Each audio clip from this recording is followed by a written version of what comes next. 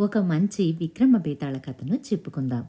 పట్టువదలని విక్రమార్కుడు చెట్టుపై ఉన్న శవాన్ని దించి భుజాన వేసుకుని ఎప్పటిలాగే మౌనంగా శ్మశానం కేసి నడవసాగాడు.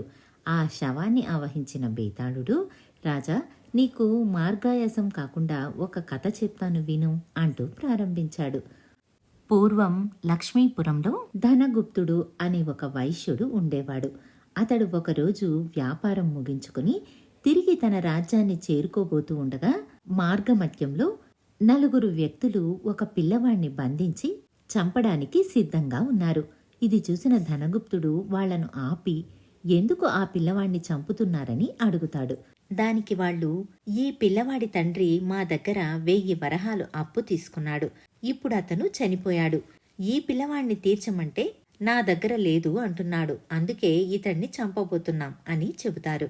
దానికి ధనగుప్తుడు, ఆ 1000 వరహాలు నేను ఇస్తాను, ఈ పిల్లవాణ్ణి వదిలేయండి అని చెబుతాడు. అలాగే 1000 వరహాలు ఇచ్చి ఆ పిల్లవాణ్ణి విడిపిస్తాడు. అటుపై ఆ నలుగురు వాళ్ల దారిన వాళ్ళు వెళ్ళిపోతారు. పిల్లవాడికి ఎవరూ లేరని తెలుసుకున్న ధనగుప్తుడు తనతో పాటు పిల్లవాణ్ణి తన ఇంటికి తీసుకువెళ్తాడు. అలా ఆ పిల్లవాడు ధనగుప్తుడి వద్దే పెరుగుతాడు. అతడికి సుమంతుడు అన్న పేరు పెడతారు. కొన్ని రోజులకు ధనగుప్తుడి భార్యకు ఒక పుత్రుడు జన్మిస్తాడు. వాడికి సుశాంతుడు అన్న పేరు పెడతారు. సుమంతుడు, సుశాంతుడు కలిసి పెరగసాగారు. ఇలా ఉండగా ఆ పట్టణానికి ఒక సమస్య ఎదురవుతుంది.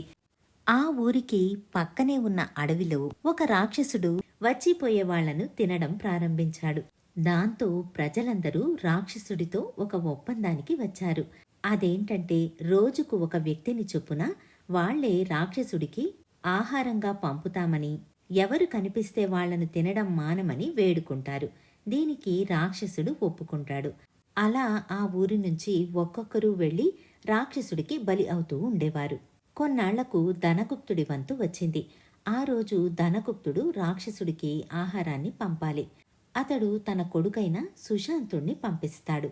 సుశాంతుడు రాక్షసుడి వద్దకు ఆహారంగా వెళుతున్నాడని తెలుసుకున్న సుమంతుడు ఎవరికీ తెలియకుండా తాను కూడా సుశాంతుడి వెనకే రాక్షసుడి వద్దకు వెళతాడు.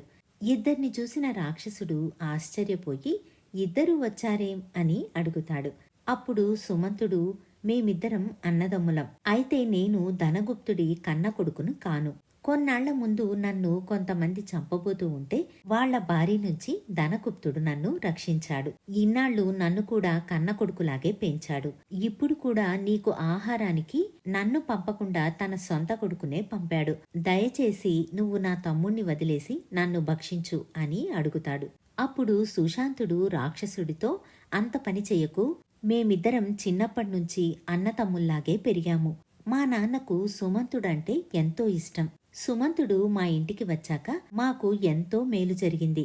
అదీకాక ఇప్పుడు నువ్వు సుమంతుణ్ణి తింటే మా నాన్న ఆ రోజు అతన్ని కాపాడిన దానికి ఫలితం ఏముంటుంది? కాబట్టి దయచేసి నన్నే తిను అని అడుగుతాడు. ఈ ఇద్దరిని ఆశ్చర్యంగా చూస్తున్న రాక్షసుడి మనసు కరిగిపోతుంది. మీ ఇద్దరి మంచితనం చూస్తుంటే ముచ్చటేస్తోంది. నాకు మిమ్మల్ని తినాలని అనిపించడం లేదు. మీ మంచితనం చూసి నాలో కూడా మార్పు వచ్చింది. నేను మీ ఇద్దరినే కాదు, మీ ఊరిలో ఇంకెవ్వర్నీ తినను. ఇక్కడ్నుంచి వెళ్ళిపోతాను. మీరు వెళ్ళి హాయిగా జీవించండి అని చెప్పి అక్కడ్నుంచి వెళ్ళిపోతాడు. బేతాళుడు కథ చెప్పి, రాజా, కథ విన్నావుగా, ఇందులో సుమంతుడు గొప్పవాడా లేక సుశాంతుడు గొప్పవాడా? లేక పెంచుకున్న కొడుకును కాక కన్న కొడుకును రాక్షసుడి వద్దకు పంపిన ధనగుప్తుడు గొప్పవాడా? ఈ సందేహానికి సమాధానం తెలిసి చెప్పకపోతే నీ తల 1000 ముక్కలవుతుంది అంటాడు. దానికి విక్రమార్కుడు, ధనగుప్తుడు మొదట్నుంచి సుమంతుణ్ణి కూడా కన్న కొడుకులాగే చూసుకుంటున్నాడు. వాళ్ళిద్దరి మధ్య అతడికి ఎటువంటి వ్యత్యాసమూ లేదు. ఇక సుమంతుడు, సుశాంతుడు కూడా స్వతహాగా మంచివారు, ఉదార స్వభావం కలవారు. ఇక్కడ మనం గొప్పగా చెప్పుకోవలసింది రాక్షసుడి గురించి. వాళ్ల మంచితనాన్ని చూసి మార్పు తెచ్చుకున్న రాక్షసుడు గొప్పవాడు అని చెబుతాడు. రాజుకు ఈ విధంగా మౌనభంగం కలగగానే బేతాళుడు శవంతో సహా మాయమై మళ్లీ చెట్టెక్కాడు.